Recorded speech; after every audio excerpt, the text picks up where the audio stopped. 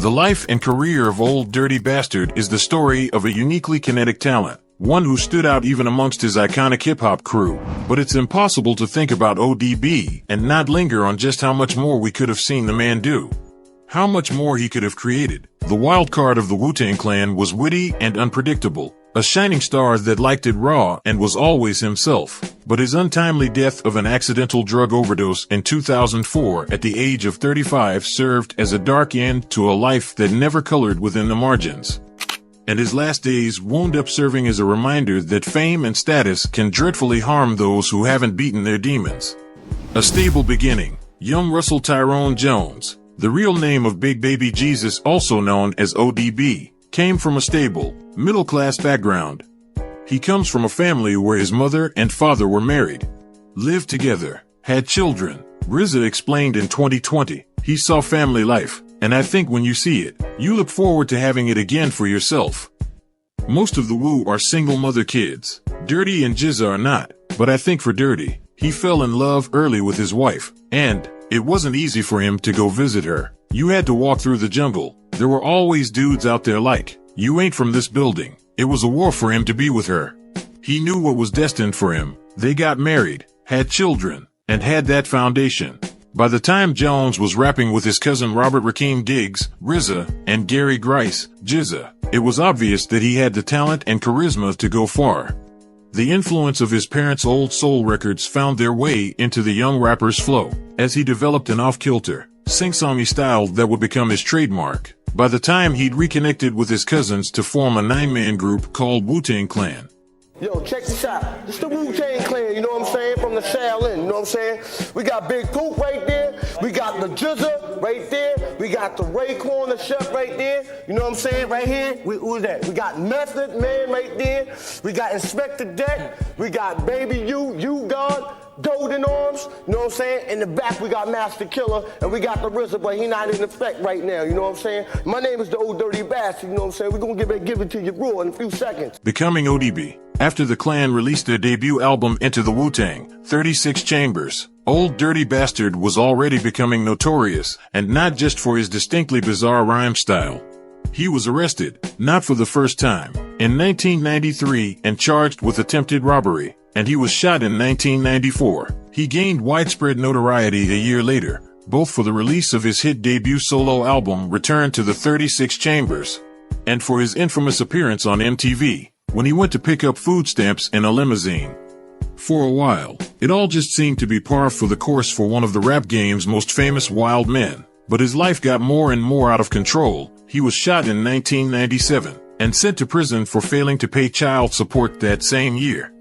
O.D.B. was prominently featured on Wu-Tang Clan's highly anticipated sophomore album Wu-Tang Forever, but was unavailable for the album's music videos, due to his incarceration. Upon his release, he delivered one of the most memorable moments in Grammy Awards history when he took the awards show stage in 1998 to express his disdain after Puff Daddy took home Best Rap Album over Forever.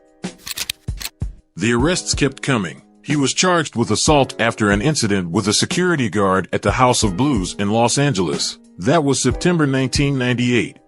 And months later, he was arrested for illegally wearing a bulletproof vest. And just 2 months after that, he was arrested for crack possession in New York City. He was sentenced to 3 years probation and a stint in rehab, but he ran away from the treatment center just 1 month shy of completing his sentence. Fans and commentators seemed to revel in playing Spot Old Dirty Bastard as the rap star turned fugitive popped up at shows and events while on the lam. The situation culminated with O.D.B. on stage alongside his Wu-Tang Clan compadres at a show at Manhattan's Hammerstein Ballroom. He was taken into custody and sentenced to 4 years in prison.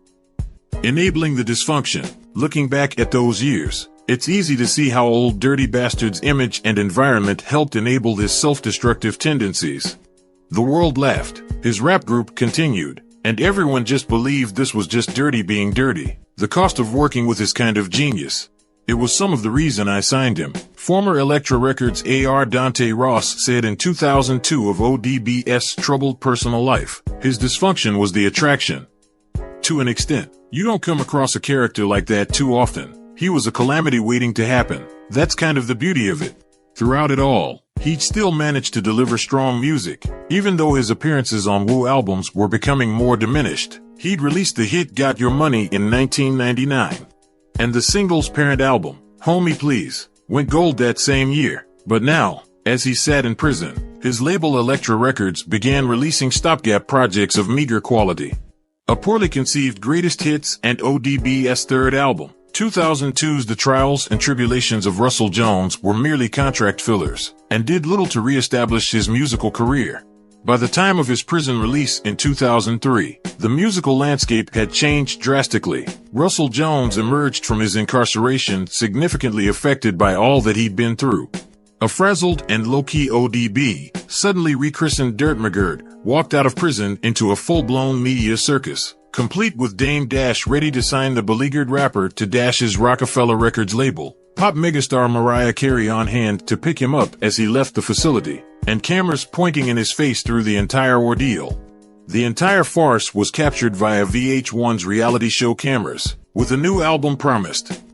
"I'm happy to be here," Dirty said at the time. "I didn't think I was gonna touch no more microphones. I'm looking forward to a future with Rockefeller." Why did old dirty bastard die? But looking back, everyone seemed to see how exploitative and unhealthy the entire debacle was for Jones. No, they never treated him the way he's supposed to be treated. RZA would say years later about O.D.B's time with Rockefeller, "Even a diamond, when it comes out of the ground, it's just a rock to be polished, and then cleaned and cut right. When he came out the system, they were just like, no, let's just move him here." When you watch it, for me it was hard. It was a joy to see my brother. And they got stuff in there that none of us had ever seen in the film, because they had a camera following him.